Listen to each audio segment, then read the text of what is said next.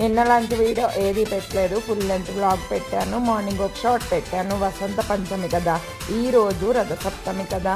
మన రథసప్తమి రోజు ఇంట్లో వంట ఏం చేసుకున్నానో పొద్దున్న నుంచి అంతా హడావిడే. పాలు పొంగించుకోవటం, పాయసం చేయడం, చిక్కుడాకులు తెచ్చుకోవటం, జిల్లేడాకులు తెచ్చుకోవటం, బయటకు వెళ్ళి కుంపటి తీసుకురావడం, అంతా భారీగా అయిపోయింది. మరి ఇంట్లో లంచ్ ఏంటంటే మెంతి కూర, పెసరపప్పు వేసి పొడి కూర చేస్తున్నాను. చారు అయితే సూపర్గా వచ్చింది. మా లంచ్ కూడా కంప్లీట్ అయిపోయింది.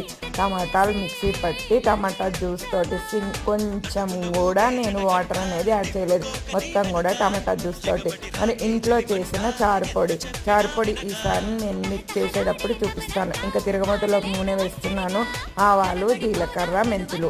ఇక్కడ మినప్పప్పు కానీ శనగపప్పు కానీ ఏమీ వేసుకోవద్దు, ఇంగు వేసుకోవాలి. ఎండుమిరపకాయలు అవసరం లేదు.